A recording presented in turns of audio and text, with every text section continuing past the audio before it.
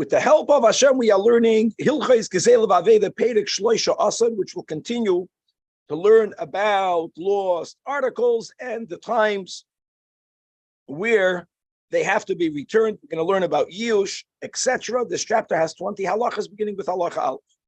Says that Rambam Hamoitzi Aveidah Shu Chayv Lachzir. If a person finds a lost article, one that is obligated to be returned, Chayv Lahachnas Oleo Loiviel. The person has to announce that. Oh no, we learned this yesterday. Next. Gavaldik. With the help of Hashem, we are learning today's Perek Rambam Hilchos Gezeilah V'Aveidah Perek Arba Asar. This chapter is going to be speaking about Aveidah, about lost articles that the finder is allowed to keep. We're going to be learning about Yush. We're going to be learning about Yush Shaloi Midas. This chapter has 13 halachas, beginning with halacha Aleph. Says that Rambam Hasilma, the garment which the Torah specifies, really is already included in the statement in the Torah, the Parshas Kiseitze, B'chlal kol aveidas ochicha. The Torah writes that all of the lost articles of your brother has to be returned. So really the question is, why did the Torah have to specify you have to return a garment? And really the Rambam writes, the question is not only on the garment. The Torah specifies other articles. The same kasha is, why did the Torah have to specify the shoyer, the ox, the seh, the lamb, the chamor, the donkey? The lama parat hakos of chamor. Now we're going to go in the following seder. So here the Rambam says, that's to teach you that even if the owner only has identifying marks of the cushion or of the saddle, in other words, not of the donkey proper, nevertheless, yachzer. Why did the Torah have to specify the shoyd and the sem? To tell you that the finder, in the case where the lamb has to be returned, he also must return the gizois, the shearings of wool that grew and were sheared in the possession of the finder. That also has to be returned. And more than that, you would think, Mela, by the lamb, the wool is chashuv. Even the gaze, zanav, hashoyer, is the ox doesn't have wool, elamaps on the tail, face the chabislab, that berdele grows over there. Even that has to be returned. More. Now, coming back to the first question, why did the Torah have to specify garment? So here we go. And that will be really the aside of this chapter. Lil moid bimena, to learn from it that what? That ma hasimlo, just like a garment. Miyuchedes, what makes it unique? Sheyesh lo simonim. Garment, not today. I know today everything there's an industrial world and you have machines and they make one garment is exactly like the other. It used to be that way by earthenware utensils. But a garment, everyone was woven, everyone is different. And that's the pshat. Something that one is different than the other, it's something that has simon. And therefore, v'chezkasa, we presume halachically that sheyesh lo toivin, that its owner will seek its recovery, and that's why v'chayv lahachzir. And what are we really going to exclude if something was lost and the owner no longer seeks its recovery because the owner has yeyosh? The owner despairs finding it. Not if he'll find out then. When he'll find out, he'll have yeyosh. The Rambam is going to speak about this in this chapter. No, when he bepoil mamish finds out. Af kol davar shelish leisimanim. There is where we say, and that's why, and to speak it out clearly, what are we excluding? But something that the owner no longer seeks.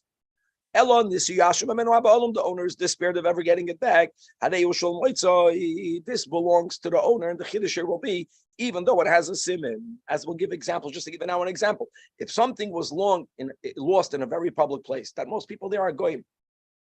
So even though there is a siman, the owner, you go off to the drive, it's such a busy marketplace, will be found and it will be kept by the finder.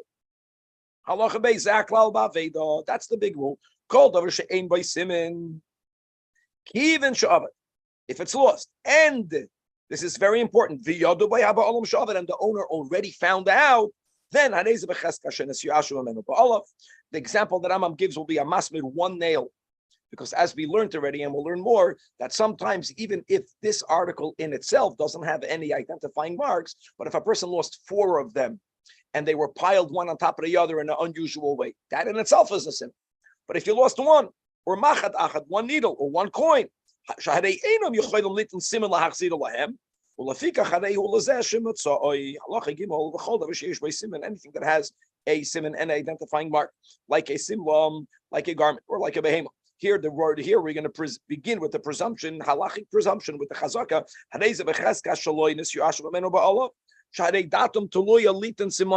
Because he thinks I'll be able to identify it because I have a siman and I will have it returned to me. And therefore, one who finds it, Chayiv lahachras has to make an announcement, as we learned in the previous chapter. Elim kenyad, unless you know shenis yuashu haba. And how would you know that? As an example, you hear the owner saying, how terrible a loss. A person won't say how terrible a loss if they still have hope that they're going to find it. Then, if you heard those words yourself, if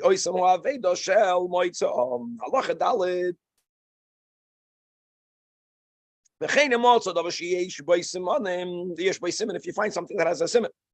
But where do you find it? By yom, inside the sea, or in a river. And we already learned a few chapters ago that at shenevda mimenu, not shenevda mikol adam, or b'makam shuru by goyim, hareze becheska shenisiyashu mimenu ba'alav misha shenafal. Ulefikach hareu shel moitzoi, afapi shel shama haba'alam shenisiyashu mimenu, even though you didn't hear it from its owner. Now, we're coming back to cheder. Yushalaimedas. Achloikas Abaye and Rava, right? The Yalkegam. So halacha hey says that Rambam Yushalaimedas. Afilu b'davar she'ein by siman means for sure when the owner will find out that he lost it, he'll give up hope. No, ain't no yush. Case that, for example, nafal mimenu, one dinar, one coin. But he's not aware yet that it fell from his pocket. Even though we know that when he'll find out, he will have yush. Until he becomes aware. The owner might think he doesn't even know he lost it. Even though he knows it's not in his pocket, that doesn't mean he knows that he lost it. He's still thinking, maybe I gave it to my friend, or maybe I left it by Migdal, I left it in the closet. Which is amazing. In other words, isi b'cheshbon means he doesn't even expect to get it back. You understand? Or not, he doesn't expect to get it back. He thinks I have 6 coins. I only found 5. Then this time I made a mistake. You know, he thinks he still has it.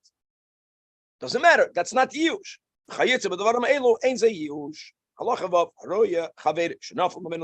If you see someone's coin falling out of your friend's pocket, without that person being aware, in other words, no, you already paskin that what that belongs to the owner. And you took it. In other words, you took it to keep it.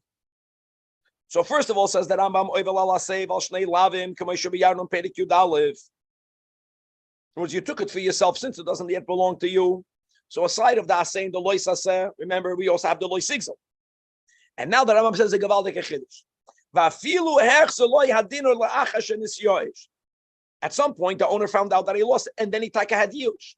Now, once the owner has yush, now it's hefker. Now it belongs to you. Even if you give it back later, it's not that you made up for the sin that was done before. No, because now it's like a new gift. Zumatoni. Wow. Halach is not ladinur. Lifnei yush almanas lachzidei. When you picked it up, you had a mind to give it back, which is great, which is what you're supposed to do. So think about it. Now, after yush, you can say, that's it, now it's yours. Here also, now, you can't say you gazel, you're not gazeling. Why you're not gazeling? Because it's not, the owner had yush. And since when you picked it up, you were chayiv to give it back. You know, we're speaking about in a case where the guy can identify it. It's amazing. So now you're not fulfilling that mitzvah saseh. What happens if himton means you didn't pick it up? You didn't pick it up. You didn't notify the owner. You didn't take the dinner. You waited until the owner gave up hope, and then you took it from the ground. So think about it. What did you do wrong? What you did is you violated the law of what? You can't ignore it. Going back to our Perek Yud Aleph. Beautiful. If you see a seller or a coin that fell. And let's go, whoever remembers the sugi in the Gemara, even if it falls, mishloisha b'nei adam. Now let me just share a little bit that the Rambam doesn't fill in over here like this. If the coin would have belonged to one of the three people, so you think about it, and dafka three, not two. If three people are walking and a coin falls out of someone's pocket, that means that it's him and there are two others. Which means that when he'll discover the coin was lost, he's going to turn to one guy, to friend A, and he's going to say, did you take it? He'll say, no, I didn't. The other guy took it. He'll turn to the guy B, the guy says, the first guy took it.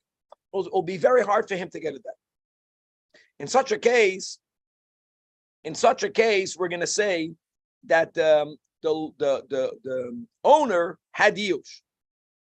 If they are not partners, if all three are partners, no one is going to be chayish the other. Then they're going to say, "Oh, someone else found it. We have to get it back." You don't know whether they're partners or not. That's the word over here. Even if what fell was less than 3 prutas,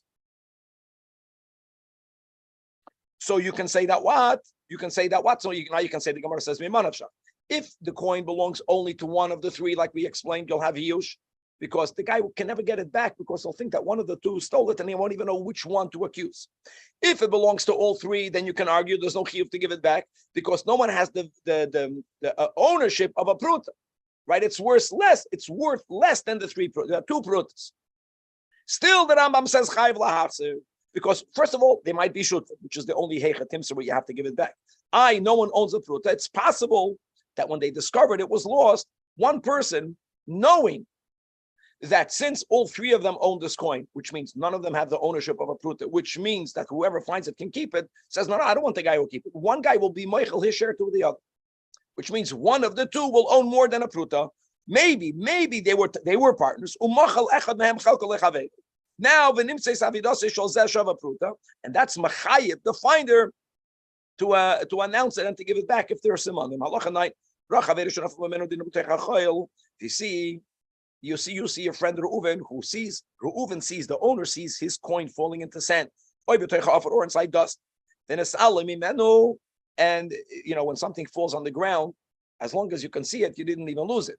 But once something falls into, let's say, sand, he noticed how the owner realized, I can't see it anymore.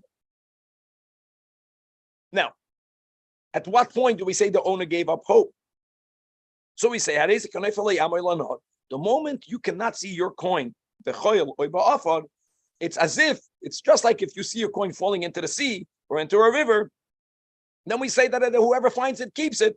The guy will have yush because there is no simon. Here's the word. Now the Rambam says the chiddush. Even if you see your friend, he's bringing a sifter, means he's doing an action going after. Doesn't that indicate he doesn't have yush? No, it doesn't. Because we say the da'as re'uah hu machapis, he's searching it out of da'as re'uah. Da'as re'uah means, let's say, wishful thinking, a halachic concept. We all know about wishful thinking, but this is applied in halach. In other words, the Rambam gives an example that just like just like you have certain people, what do? They're seekers. What do seekers? They go to these places, they go to the beach, and they start sifting through the sand. Why are they doing it? Because maybe someone lost something and they'll find up some tziyah. These are people. Now the Rambam says, yeah, some people do that. So even if you're the guy, you're looking at you're looking for your own coin. Once your coin falls into so much sand that you can't see it anymore, which means it's highly unlikely you'll find it even with the sifter. You're searching for it doesn't mean you didn't have yush. You had yush. It's a very important fine line over here. There's a coin there. So like anyone else, and if someone else finds it, then someone else gets to keep it. Well, if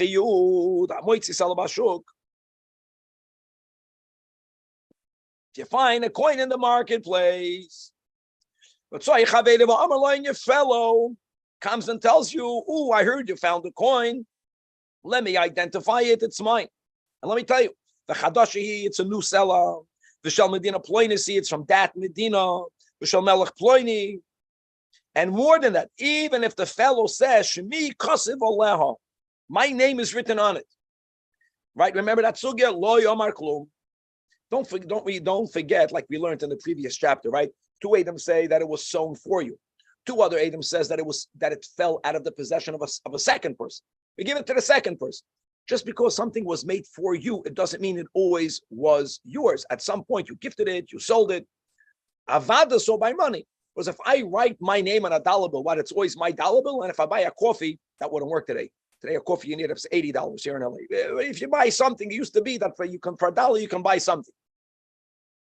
In other words, your name on it does none of this proves anything. Now, 1 second, guys. We already spoke about various coins. We're speaking about one seller. And why is that? Coins are made to be spent. Whether you know that or not, right? So what Rabbi Leader says, money talks. My money says goodbye. That's his word. No, money circulates. So with the Torah says, yeah, your name is on it. Of course, it belonged to you. You spent it. The guy who rightfully now owns your dollar bill, it's not yours. He was the one that lost it. And now, coming back, it's more than that. But since there is no simon on one coin, so we say that mishas nefilin is yoish. You gave up hope the moment you lost it. These are the rules. These are the rules.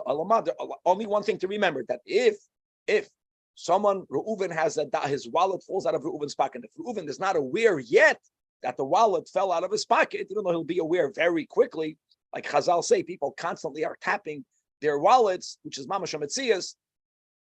Whether it's a metzias or not, Chazal say so that is the metzias, just it's a metzias that we see as the metzias. The point is that the moment you become aware, you have huge, not the wallet, the coin. A wallet is very different than a wallet today. You have a license, you have different documentations, it's very easy, and a great opportunity mitzvah to return a wallet if you find it. Halacha yudal. Beautiful, a new thing, that if you find two items, I was speaking about makim. Makim doesn't mean in a specific place, no matter where. One is near the other. Here we say chayv lahakis. You have to announce. And if ba bal hasimin v'nata leshaloi, and he says that shezeh bilvad nafal mimenu, you ask him, okay, what did you lose? He says this. At that point, and only on that point, can the finder keep the other article that doesn't have a siman. Which means that if the original owner, right, comes and not only does he give a siman to the item that is simanable, but he says, and I want you to know that I lost something else and I lost near the seller. That's different. Then you would I have to give it back to him. So when you find it, you don't get to keep it yet. You have to wait to find the owner of the item that does have a siman, and from what he says, we will determine, right? If he doesn't make claim to the second article, then do you get to keep it? Halacha Yud Beis. If a person finds an earthenware utensil, and I know we mentioned in the beginning of this chapter that taka nowadays is different. Nowadays, a beggar, right? You buy a shirt. I have a Banana Republic shirt. They stopped making my shirts. I don't know why. I'm such a good customer. But everyone is the same. I'm a chayim. It didn't work that way then, but the klei cheres worked that way. So the vart is, if it's a brand new keli, there is no way for the owner to identify it, and therefore harei ushaloi sharei hein kamoi dinar mishar dinarin. If it's only one, she'ein lahem simen, and therefore ve'ein haba olam makirin oisan sharei eino yoideya impach zeh shaloi chizeh shaloi oishal acher, and that in itself will make the owner, as the Rambam says, give up hope. B'meila, the finder gets to keep it. And now the Rambam is going to introduce the concept of tefillah sign, which we never spoke about until now. And that means like this, is that there are certain articles that don't have a siman that is siman enough for the original owner to say, yeah, that over there was a nick, there was a mark, there was a this. No, it doesn't have that. And we already spoke out yesterday the three levels of simanim. The best siman muvak, right, the hole on top of a letter. The siman she'ena muvak, that's avada, not good, right, the color of the garment. The in-between siman muvak that we dealt with in the previous chapter. We're not talking about that right now. No siman. But when you own something for a certain amount of time, you can say, I am familiar with this. I know that this is mine. Is Tvius Ayin enough for you to make claim to it? And here we have the phenomenal halacha that a Talmud Chacham, as will be defined, will be neman, and we will be chayiv to give it back to him, and we will fulfill the mitzvah of Hashavas Aved. So let's read it inside, right in the middle of halacha Yudbeis. But if this is not a brand new keli, in other words, tiva ason ha'ayin means that your eye became familiar with it. When you own something enough time, you taka the owner, your keli can be near your friend's keli, and to the outside person, they look the same, and you'll recognize it right away. Then chayiv lahachlis. Why? Is tviyos ha'ayin, if someone's claim, this I recognize, but normally you never even show it to the person, right? You want for the person to give a siman. The exception again will be the Talmud Chacham. Then you'll be chayiv lahachlis, because she'im yovei Talmud Chacham, the yomer, and he will claim that I'm moida right away. I lost my keli. I lost my coffee mug, and I want you to know that I can't give a simon because there is no simon. But it's already worn out. I can't describe how, but if I were to see it, I would know whether it's mine or not. So here we say you have to show it to the Talmud Chacham. And and indeed, if he recognizes and he says shalihu, then machzir. So now we have to define a Talmud Chacham. Now, normally, right, when we learn, the best definition that I heard from my teachers, a Talmud Chacham means a chassid sheyud. And this is very important. A Talmud Chacham, dafka, does not mean how scholarly you are. It means how God-fearing you are. And here in halacha, it's good to remember that the Rambam's definition here of a Talmud Chacham is someone who's always honest, and the Rambam actually here will enumerate the few exceptions where a person is allowed to deviate to be meshana b'diburei. Many people are familiar. You can be meshana b'diburei mipnei darkei shalom. We'll see other such exceptions. That was the greatness of Aaron. It's not as a heted. It's something lachatchila. It's a good thing. Point is, it has to be someone who's very trustworthy. Halacha Yud Gimel, the final halacha of this chapter. It's amazing that you show it to him. You show it to him or to her. And if they say, I know this is mine, you give it back to them. It's betalmik vasik. Now, the word vasik is to be interpreted here, refined.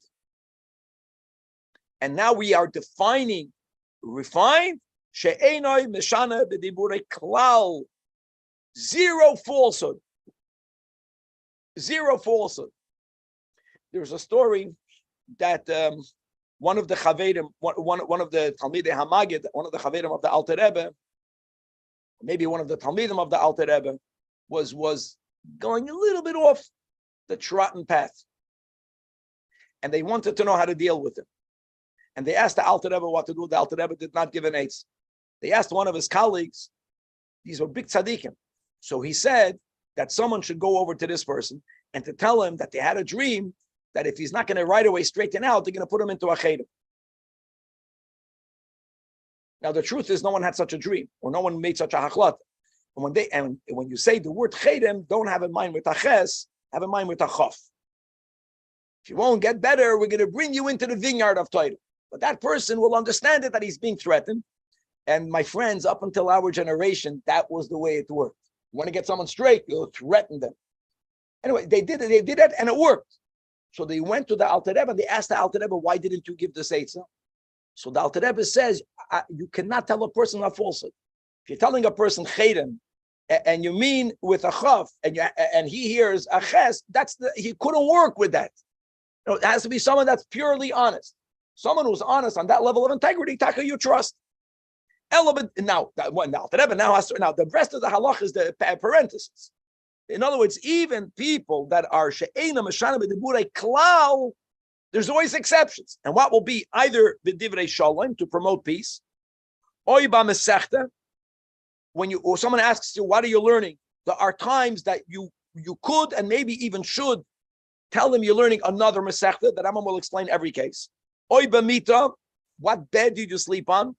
And the final is b'bayis shu misoreach boy, the house which you were invited to spend time in, as the Rambam explains. And the Rambam is going to go, okay, guys, with divrei shalom, we don't have to explain. even though the Rambam will go back to that at the end. That was the whole word of Aaron HaKohen. Two people were fighting. He went over to one. He went over to Ruth, says, Reuven, I want you to know that Shimon was singing your praises. Shimon was never singing his praises. And he told the same thing to the other, and that helped. And that's how the way he made peace. But let's go by Masech. For example, and what's the challenge with Masechtas Nida? That there's a big achrayis on the person. If someone, for example, will have a mara to know whether it's a tahir or tameir, or some other halachic din, Yisur Kaddis, and this person doesn't want the responsibility of a paskening din and Hilchos Nida. So when someone asks him, what are you learning? Because of him not wanting, right, to give up psak in an area where he doesn't yet feel that he can give up psak, he deals with it by saying, and why is he saying it? Is being a need. That's the case of a Masech. What's the case of a Mita? It was very common. The fact that it says in Pirkei Avos that one of the 10 miracles was that Le'ira Keri, L'Kohen Gadol, L'Yom HaKippurim. From there we see that in the times of old, when however back much we have to go, but certainly the times of Chazal, it was very common that when people would sleep, they would have a nocturnal seminal emission. It was a very common thing.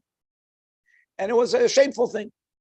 So if someone slept, he gets up in the morning, and they asked him, where did you sleep?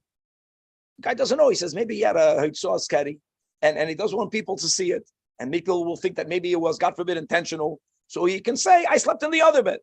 Because maybe in the bed that he slept, it was a Keri. And finally, Shenesoreach Eitzel Shimon. A person was invited in Shimon's house. The previous Satmar Rebbe, Rabbi Yoel, used to say that I'm not afraid of doing a mitzvah. Elama, schar mitzvah, I'm afraid of the schar mitzvah. Schar mitzvah means you give a guy a big donation, you're happy you give him a big donation. But if other people will find out that you gave such a big donation, then schar mitzvah, then they're going to come to ask you for other. They says that schar mitzvah kenach. So you go to the Shimon is very hospitable, and you had the most amazing time. And you come into shul, your mom is rested, and people ask you who invited you. If you're going to say Shimon, what's going to happen? Every guy in every meshulach is going to run to Shimon. So to not selfishly, so therefore for you to be invited next time. Yeah, Pashad Rachmanis, you can be Meshan and say, I slept by the Uven. V'amar Eitzel Reuven ani Mesareach. Kedei shelo yatrichu al zeh shenesareach etzloi. And now that Rambam goes back to the first case of Divrei Shalom, Oishevi Shalom ein Adam lechaveiroi. How did you bring peace? Now, by the way, it doesn't say to be Meshaket. It says to be Moisef, to be Meshanah. You add, you subtract, Kedei lechababam zelozeh, to make one more beloved to the other. All of that is a Rezabut. So in other words, a Talmud Vasik means she'enim Meshamah Deburi Klal. These are the exceptions. And if someone other than in these cases was never Meshana B'diburai, he has the right to say, I recognize this, and you have to give it back to him.